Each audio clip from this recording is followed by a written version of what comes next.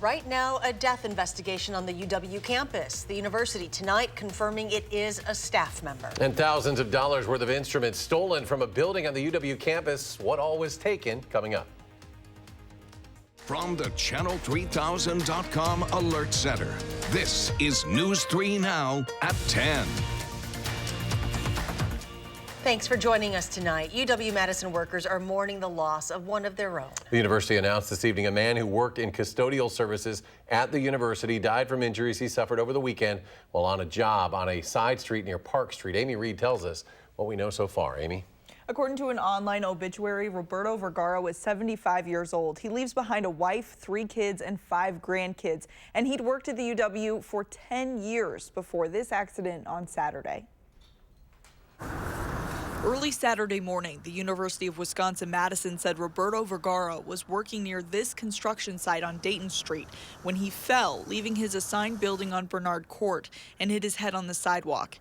After being taken to the hospital, Vergara died from his injuries on Monday.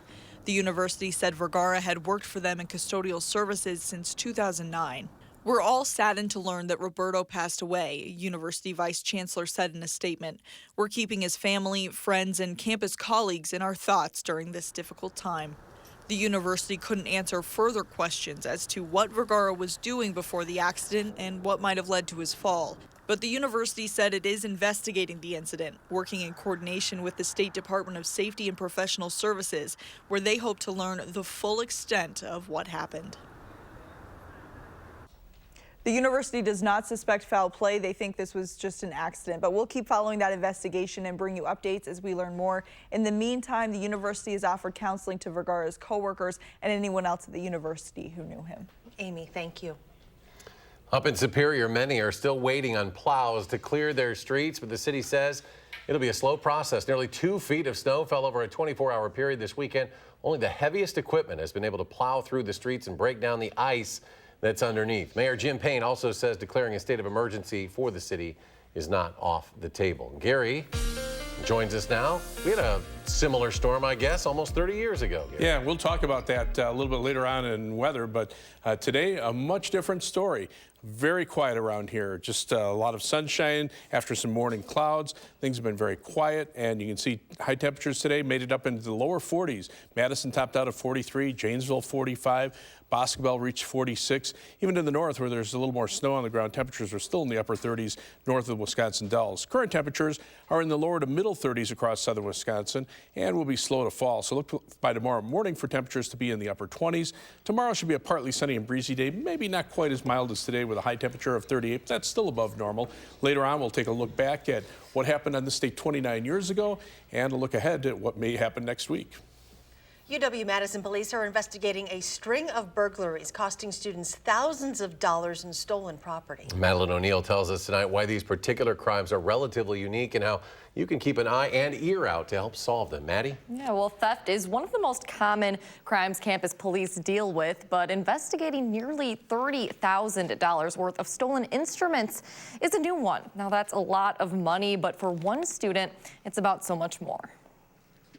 At first, it didn't seem real. For a musician, the loss of an instrument It's horrible whenever you hear about it. can be like losing a friend. His name is Mo. UW-Madison grad student Thomas Huffmaster's tuba is safe after hearing about a rash of stolen instruments locked up in the Humanities building over Thanksgiving break. It would like devastate me and anyone here. It's like losing a member of your family or a part of yourself. One of those instruments was UW senior Samantha Carter's violin, I've made so many sacrifices for this instrument. the one she's kept by her side for 6 years and needs for rehearsals and practicing for grad school auditions, now in someone else's hands. Consider the lives you're affecting by doing this. Carter is sure she secured the violin in her locker in Humanities' basement last Wednesday, but she came back to find it gone Sunday afternoon.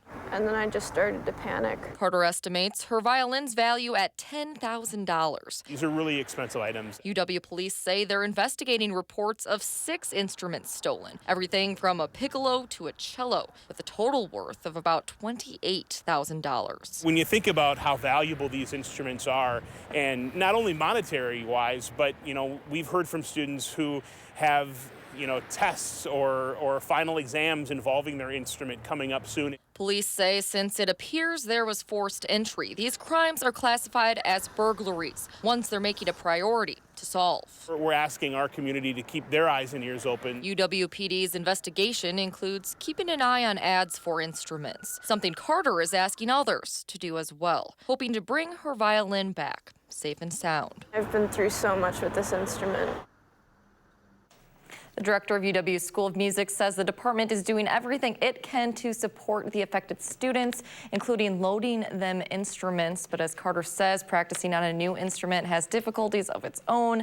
Police are also working with humanities staff on security procedures, hoping to prevent something like this from happening again. For a second day in a row, a Wisconsin high school student is shot while inside school. The entire Oshkosh School District will remain closed tomorrow following an attack and shooting inside the city's West High School this morning. The city's police chief says a 16-year-old student stabbed a school resource officer before the officer shot that student. The teenager had entered the officer's office at the school, produced a weapon, stabbed the officer. Police Chief Dean Smith described the student's weapon as an edged weapon. The officer shot the student once. Both have been treated for non-life-threatening injuries. Two of Governor Evers' children graduated from Oshkosh West today. He says, quote, "We can't keep pretending that this only happens in other communities or in other states. It's happening here too. We can't just accept that violence in our schools is a foregone conclusion." And an update on the Waukesha South shooting from yesterday. We're getting new photos from inside the school. Police say the 17-year-old student who was shot pointed a pellet gun at another student's head during a confrontation. An officer, now identified as Captain Dan Bauman, shot the student 3 times, once in the leg, twice in the arm. Authorities immediately gave the student first aid, stopping the bleeding. Police found 2 firearms in the classroom. Both were pellet guns. In western Wisconsin, the Sparta School District canceled classes today due to a potential security threat. According to the district's Facebook page, the district decided to cancel class last night after getting information about a missing gun that may be in the possession of a student.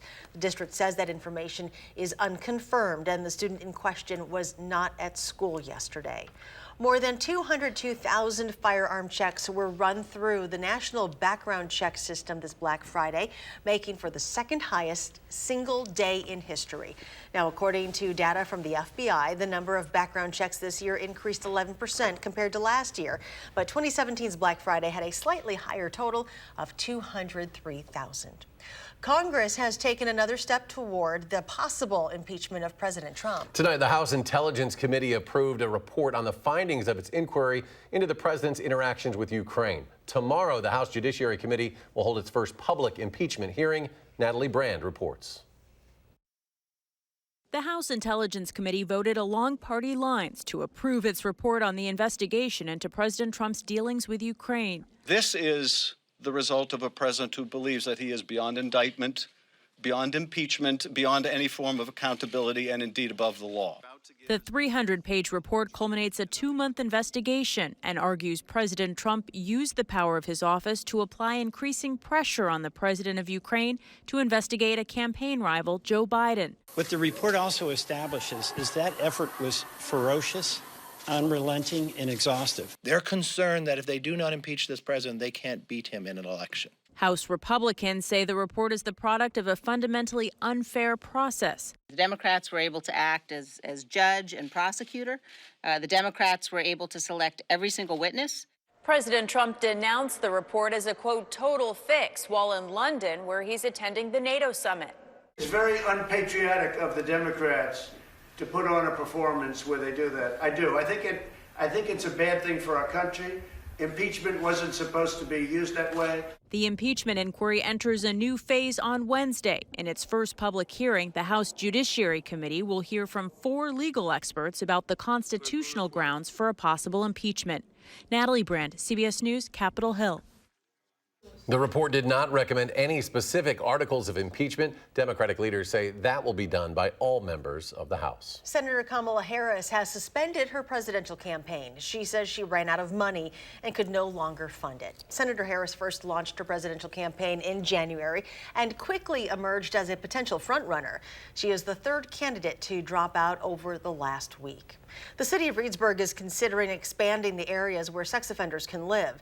The city administrator said right now sex offenders cannot live within 1,500 feet of a child safety zone like a school or a community building. They want to scale that back to 1,250 feet to provide more options for them to live. The city administrator said with the restrictions that are in place now, they really don't have many options. If your ordinance is so encompassing and the restricted area is so large that it kind of covers your entire town and it doesn't permit any designated offenders to live anywhere. There are about 9 registered sex offenders living in or around Reedsburg now. The city wants to hear from you on this. The next meeting to discuss this proposal and to possibly make a final decision is on January 13th. DNR blaming a late season and unfavorable weather for low harvest numbers for this year's gun deer season. New data shows hunters killed just under 161,000 deer. That's down 25% from last year. Starting today, a portion of the Military Ridge State Trail near Verona will be closed to all traffic to accommodate road construction near the new high school. The trail will be closed from the east side of the Highway 151 tunnel to South 9 Mound Road until December 24th. During this time, bicyclists and pedestrians will have to use an alternate route. Still ahead tonight, a Rock and Roll Hall of Fame band announcing a stop in Madison. But first, changes could soon be coming to the former GM site in Janesville. What developers are recommending next.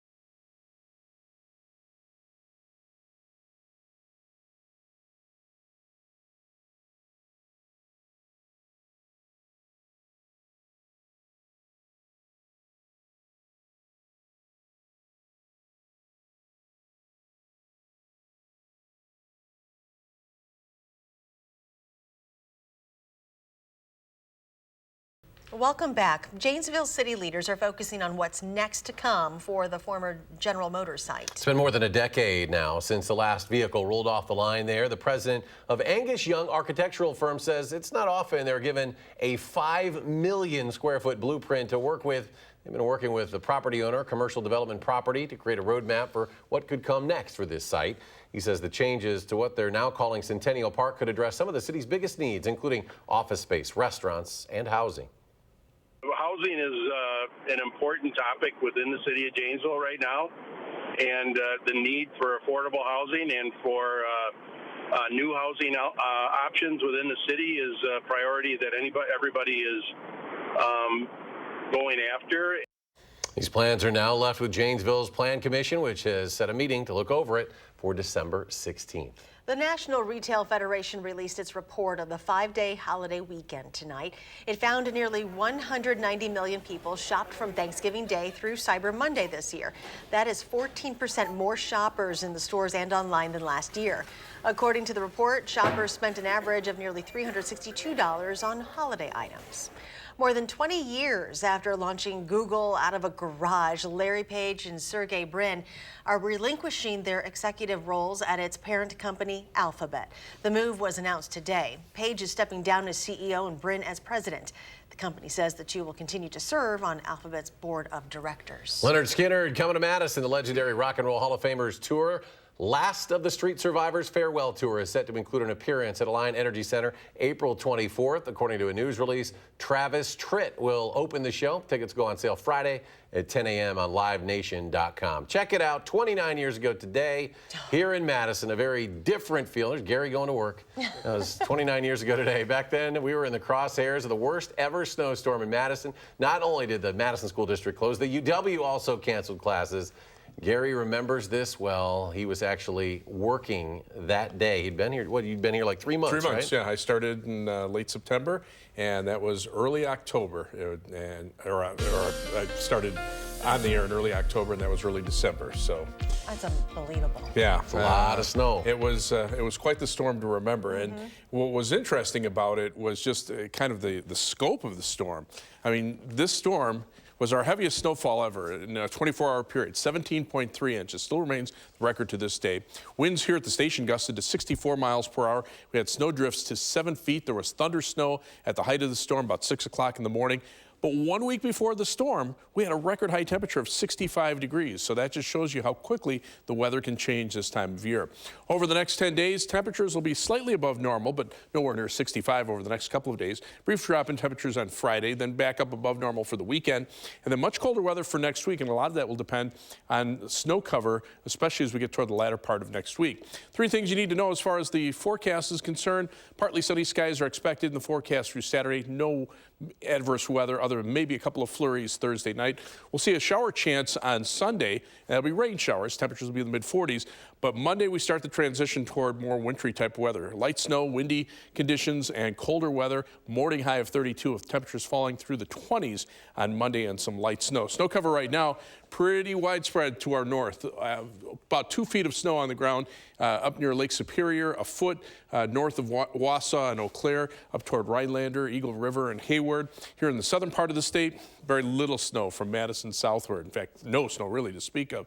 And just a little bit of light snow through the far northern portions of Wisconsin tonight, but that's pretty much about it. Now, taking a look out in the future, that storm system, another storm system toward the end of next week bears some watching. Some of the computer models are indicating the potential for a swath of 6 inches or more of snow, and this will be basically from late Thursday into Friday of next week across parts of Iowa, maybe about a 3 to 6 inch snowfall through southern Wisconsin, and that coupled with the snow cover to our north and west will just allow the cold air to come pouring southward and our temperatures to stay below normal for much of the next couple of weeks once we get past this weekend. Live view from the Edgewater Skycam in downtown Madison. Very quiet out there tonight. Skies have been generally clear. High today, 43 degrees. That's 8 degrees above the average high of 35 and the low of 27. 7 degrees above normal. Right now we're at 33 with clear skies, the air calm, so it's a pretty nice night out there. Temperatures right now, or high temperatures today, stayed near freezing over that snow cover in northern Wisconsin, but here in southern Wisconsin, the sunshine and the bare ground allowed temperatures to climb into the 40s and 50s are not far to our south, even though upper level winds are from the northwest. But the next storm system is starting to gather strength to our south and west. That's heading toward California with some rain and eventually some mountain snows. But around the Midwest right now, things are still pretty quiet. There's a weak warm front moving through Montana, a weak cold front north of the U.S.-Canadian border. Bulk of that cold air will stay to our north, so things will stay pretty quiet around here. Temperatures right now, very seasonable for this time of year. No really mild weather, but no really bitterly cold weather either to speak of, at least right now. Look for skies to be partly cloudy overnight, low temperature dropping to a pleasant 27 degrees. Tomorrow we'll look for skies to be partly sunny.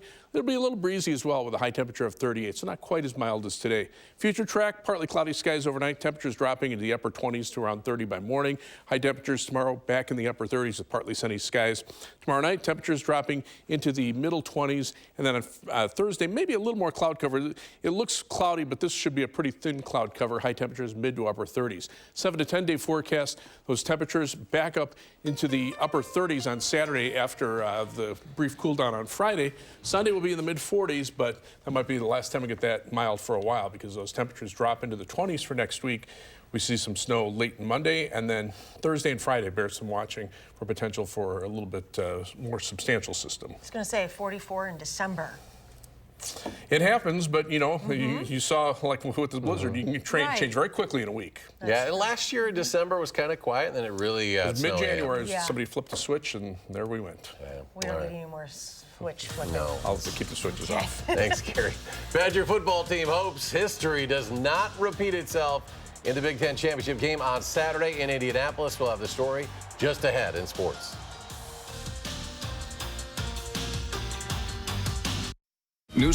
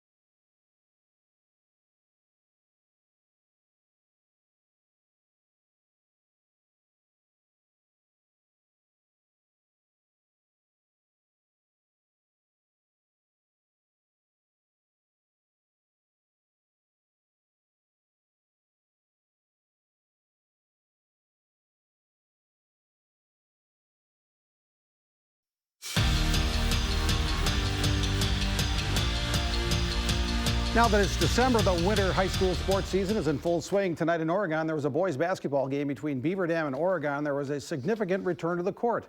Remember a lot of you, Dave Shaw, longtime basketball official in high school in the WISC for 27 years, stepped away from it, but he's decided to go back to officiating high school basketball. Tonight was his first game back in Oregon. First half, Oregon's Eric Victorson with the ball fake, then pulls up on a three, and the Panthers go up early. And later, Beaver Dam's Nate Abel going to cut to the lane, and he'll lay in the floater, and look out. The Golden Beavers are coming back. But then great defense by Oregon. Bryce Kearns finds his brother Brandon Kearns in the fast break. He lays it in for two, and the final score is Oregon 73, Beaver Dam 63. Boys hockey season getting going too. Big 8 conference matchup. Madison West at Sun Prairie. Sun Prairie on the aggressive play early. Caden Brunson with a takeaway behind a back pass to teammate Carter Waters. That's a 3-0 Sun Prairie lead. Then it's Waters again, gets the loose puck, and that's another goal. Cardinals had 41 shots on goal tonight. Final score, Sun Prairie 6, Madison West 1. In the NFL today, the Carolina Panthers fired head coach Ron Rivera after 9 seasons. And the Packers picked up a new kick return guy. Tyler Irvin was with Jacksonville and Houston before that. Don't be surprised if Irvin gets a chance to return kicks against the Redskins at Lambeau Field this Sunday. Even though the Packers are 9-3, first place in the NFC North, head coach Matt LaFleur had a meeting with some of the Packers players who had some concerns the way LaFleur's first year as head coach was going. LaFleur wasn't offended. He's glad the Players Leadership Council stepped up to voice those concerns. I think it's always important to kind of gauge the pulse of the team, and you use your leaders to do that. You know, if things need to be handled by the players, or if they've got some concerns, that line of communication is always open. Because the bottom line is we're all trying to do the right thing here, and that's win as many football games as we can. Tonight's new college football playoff rankings, no change in the top 4. Wisconsin's up to 8th, though. Penn State is 10th, so there's still a chance Penn State could jump Wisconsin, perhaps get to the Rose Bowl, but we'll see. The Badgers are preparing for their rematch with Ohio State in the Big Ten Championship Saturday night in Indy.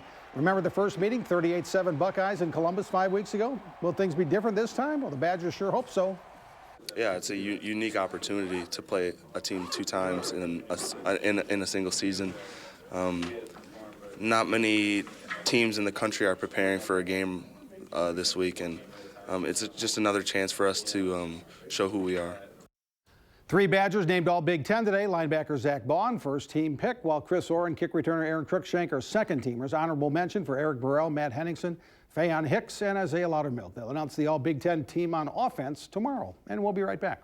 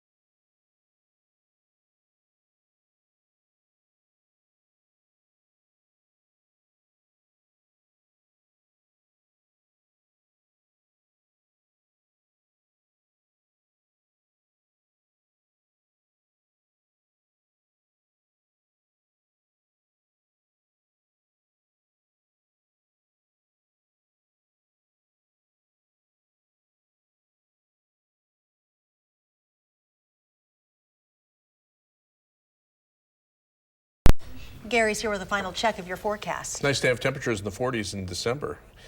We could be close to 40 the next couple of days. There's a 43-degree high that we had today. Elsewhere, temperatures upper 30s to our north. Right now, temperatures right around the freezing mark. But look for high temperatures in the upper 30s next couple of days. Drop back to the upper 20s on Friday. Could be close to 40 Saturday and probably in the mid-40s on Sunday. After that, different story. Temperatures lower 20s and some snow chances later Monday and then Thursday to Friday. We'll take it as long as we can. Gary, thank you. Thanks for joining us for News 3 Now at 10. Do something good, and we'll see you back here tomorrow.